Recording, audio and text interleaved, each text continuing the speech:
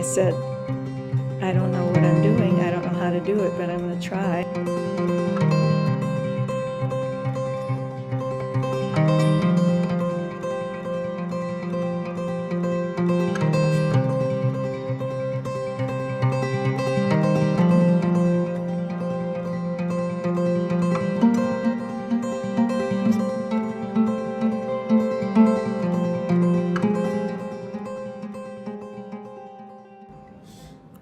I've now been in Vietnam for a year, and the tour of duty for military personnel during the Vietnam War was 1 year.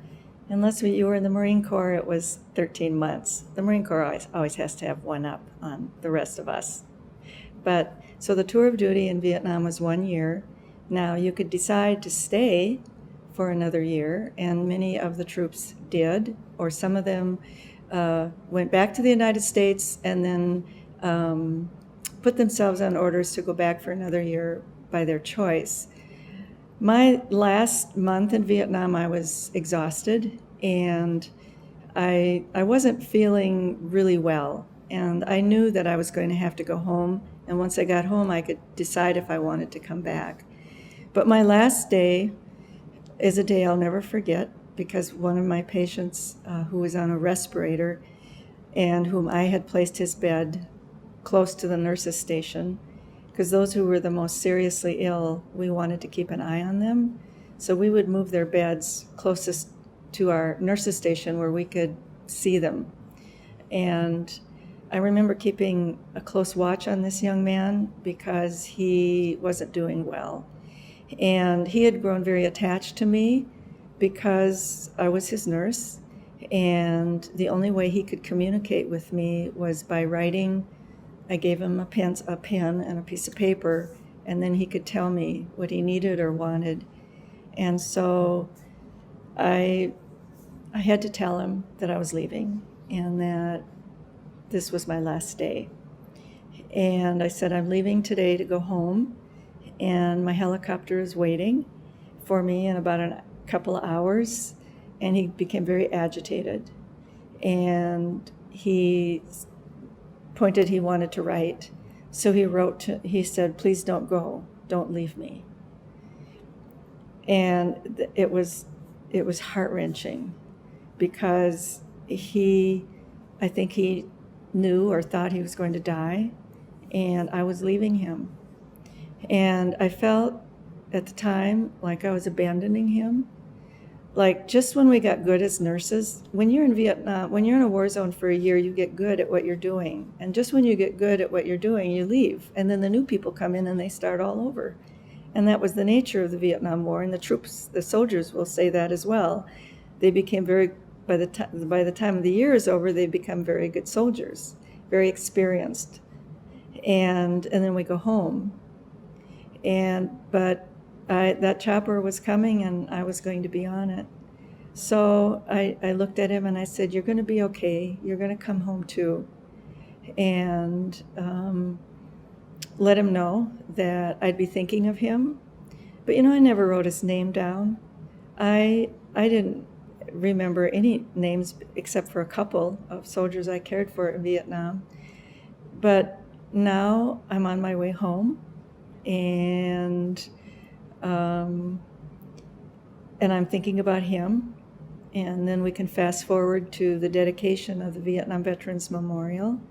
And I had wanted to see if his name was on the wall, but I couldn't remember his name. So he was one of my patients, one of my soldiers who haunted me for years. I never forgot him. And I'm sharing this with you because I want you to know why I defended Vietnam veterans and will to my dying day. That my patients in Vietnam were just as brave and just as strong as any soldier in any war.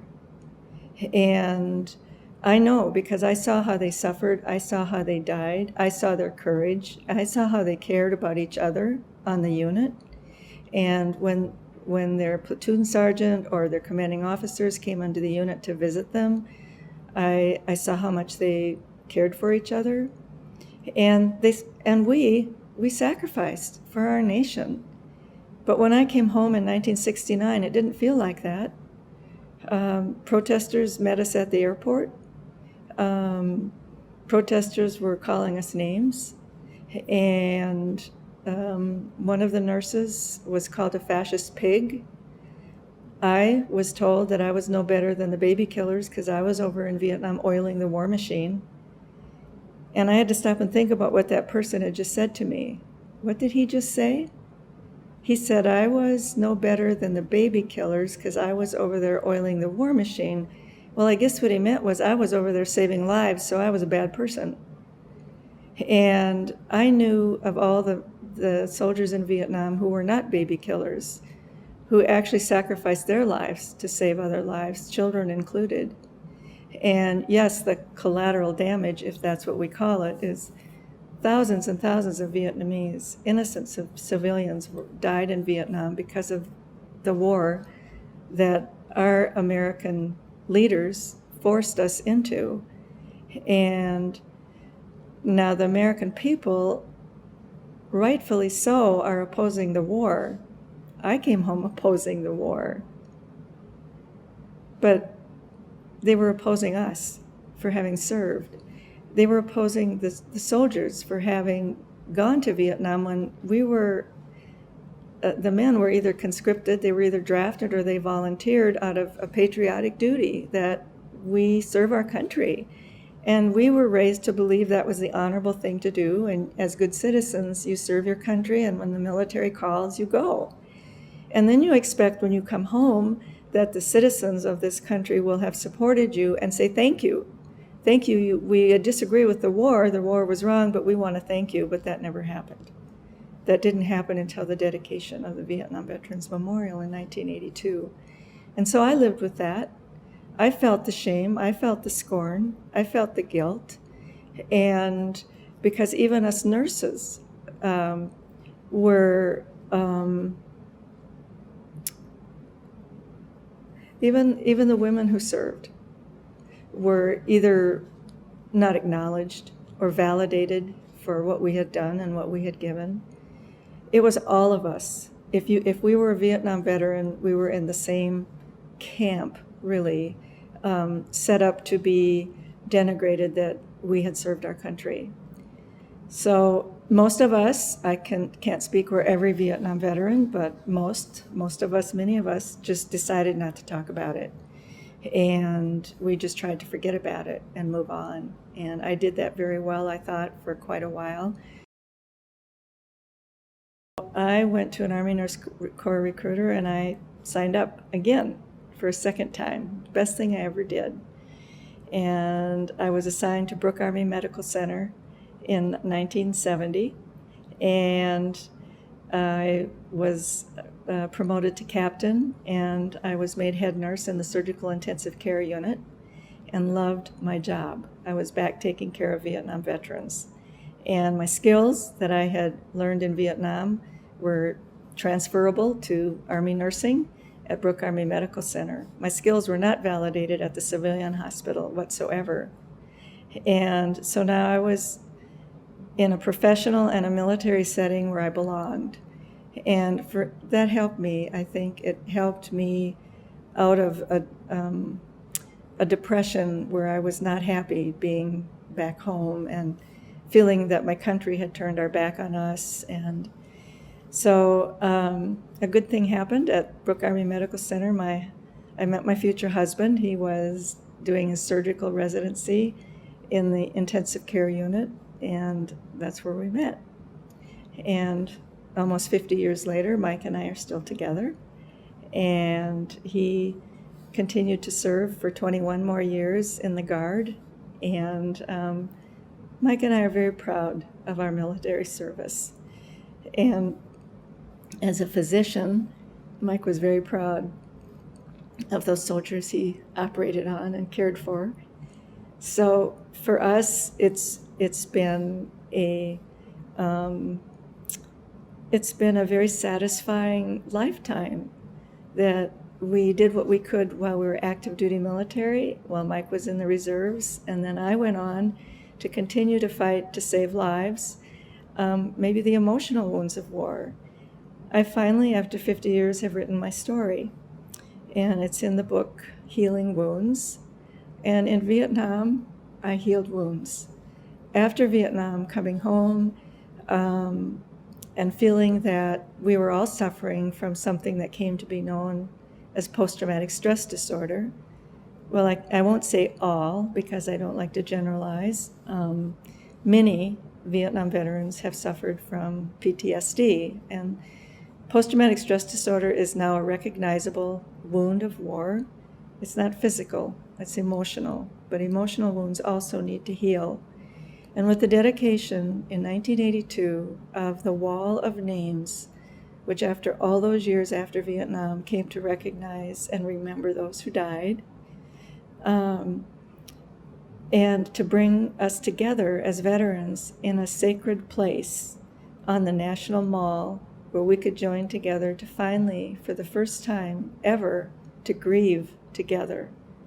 In Vietnam, we never had a funeral, we never had a wake, we never got to grieve. And we became separated after the war and went our separate ways and our separate lives. But it's so wonderful to be together again with veterans who understand each other, and we don't have to say a lot. We just know that there's this bond, and it's a very special camaraderie that we have. When I say we, I say it was mostly men, because when men come home from war, they have the Veterans of Foreign Wars, they have the American Legion, they have their groups where they can go be together, but there really wasn't a lot of that for the women. And plus now the men are often recognized, but the women are left out.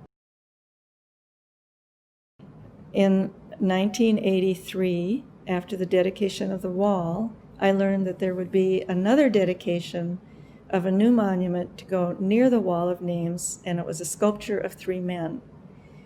The sculpture of 3 men was designed to honor and recognize the men who came home and survived the war. And they are facing the wall, looking at the names on the wall. Well, when I learned that this was to take place due to the controversy of the design of Maya Lin's wall, there were Vietnam veterans who opposed it. They didn't like the design. They thought it was defeatist. It was black. They called it a color of shame. They didn't like that it was underground. They didn't like anything about it. And so they got together and demanded that something more heroic and traditional portray men as men looked in Vietnam, and that would be a sculpture that looked like men, wearing their uniforms and some of the things they carried in wartime, like a weapon, the towel around the neck on one of the men. And when I saw that picture, I thought, well, if this is important to them, if this is what they want, it's a nice sculpture, but I think they forgot the women. And I was at the dedication of that statue in 1984. So it was 2 years after the dedication of the wall. I went to that dedication of the wall, and I went to the dedication of the statue. And I came home and I said to my husband, well, if they're going to have a statue now honoring men, they have to have one to women, or people will never even know women were in Vietnam and served around the world. And my husband said, well, who's going to do that? And I said, I don't know what I'm doing. I don't know how to do it, but I'm going to try. We need a statue of women at the Vietnam Veterans Memorial. And from that day on, I made a lot of phone calls. I called a sculptor in Minneapolis and asked him if he would work with me. He said he would. He designed a statue of a woman. I now have called a lot of people on the phone a lot, and I describe this in the book, Healing Wounds, about what it takes. What does it take to place a monument on the National Mall in Washington, D.C.? And it takes 10 years and a lot of hard work. There was a lot of opposition to the whole concept, the whole idea. There were people who said women didn't deserve a memorial.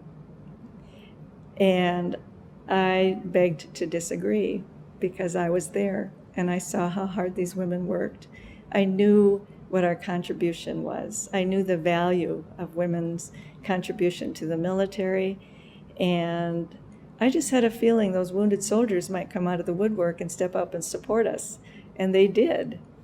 And there was enormous opposition to the whole, and we went to the whole concept.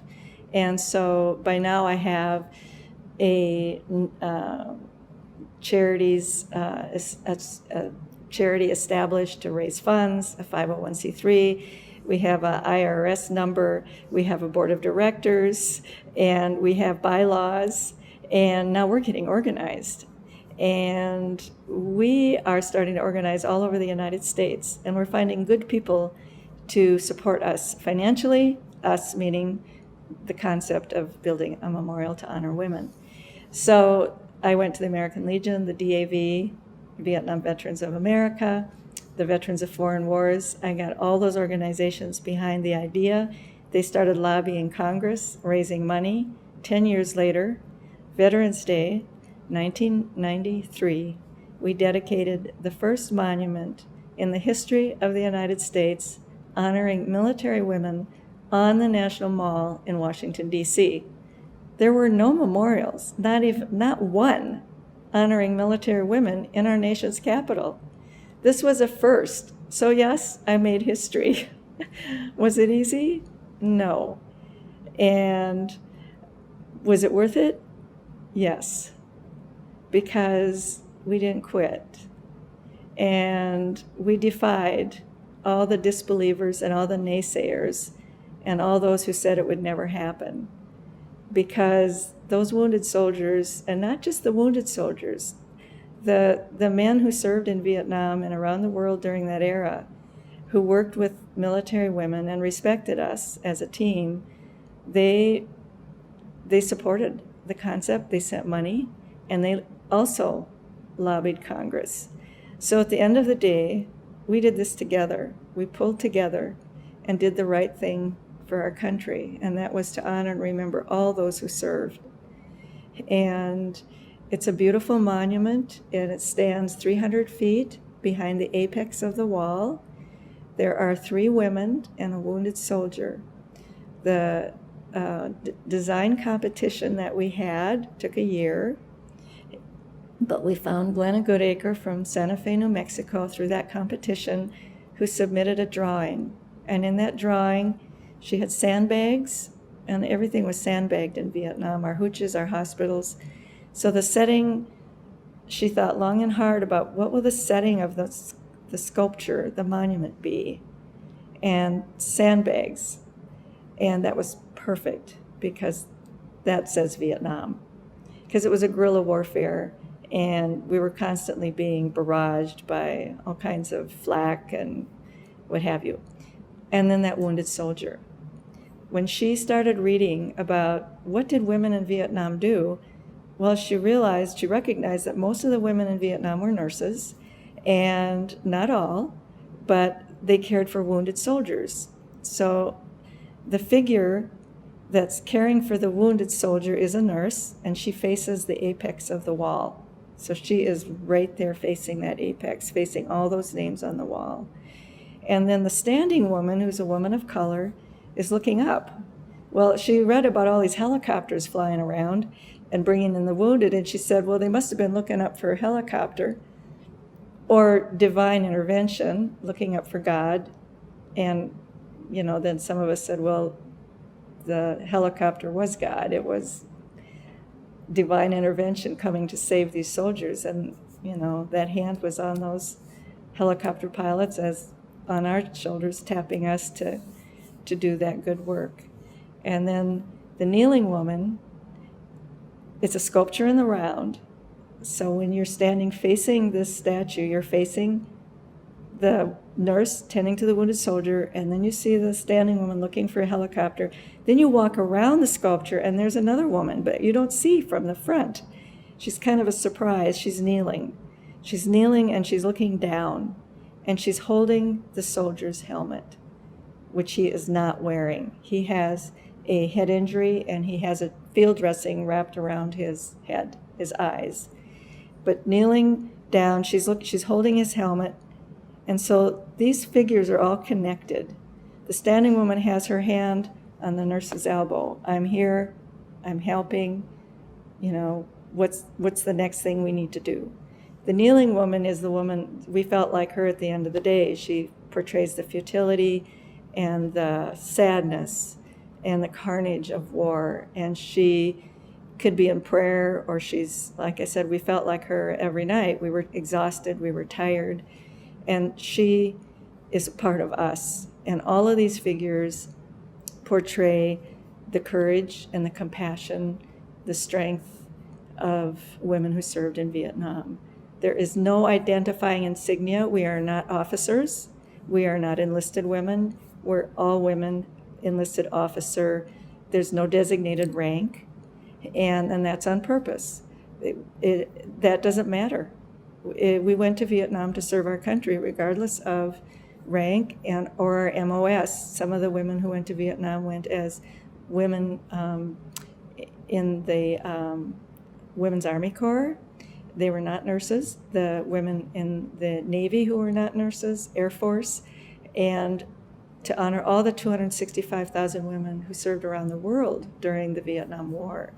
A little known fact that many women would have volunteered to serve our country during a very unpopular war when we could have stayed home. We didn't have to go to Vietnam. We didn't have to join the military. But why did we? Because women also believe that they have a responsibility to serve their country. And we certainly proved that during the Vietnam War. And as all women veterans before us, World War I, to go back to the Civil War, Korea, World War II, we, Vietnam women, we stood on their shoulders. They opened doors for us. They also proved to us that we could do it. If they could do it, if they could do what they did in Korea and World War II, then certainly we could do it. We drew strength from them. And the women serving today, Iraq, Afghanistan, they're standing on our shoulders, and we open doors for them. I personally feel very strongly that the greatest privilege I've had in my lifetime, outside of raising my 4 wonderful children, the greatest privilege I have had was caring for wounded soldiers in Vietnam. It was a privilege, and I would do it all over again. And I've written my story now to show the next generations that during troubling times, during wartime, and during upheavals, whatever they may be, today we have a pandemic, we have COVID that we are dealing with. But that if we consider each one of our neighbors, our families, and all Americans as our neighbors and people that we care about and that we need to defend like soldiers defend them in wartime, we can pull together in a mission that can save everyone's lives and make our nation stronger. We're greater united than we are divided. Vietnam veterans proved that after we came home. The Vietnam veterans pulled together, and they went to Congress, and they demanded legislation that said, we're dying in great numbers of suicide. We need help. And legislation was passed for vet centers, 300 of them all across the United States. Now we have one in Helena, Montana. And they are there to help veterans with post-traumatic stress disorder. We pulled together to defend our problems with Agent Orange from the poisoning, the toxic chemicals that were causing serious health effects. And Vietnam veterans pulled together and went to Congress and demanded that soldiers be treated in VA hospitals with service-connected diseases and could get benefits from those. We pulled together and built a national monument in Washington, D.C. And so I think Vietnam veterans, I'm very proud of my generation. There is greatness in every generation, and there's greatness in the Vietnam generation, undeniably. There is greatness in our generation, and there is much that the next generations can learn from us.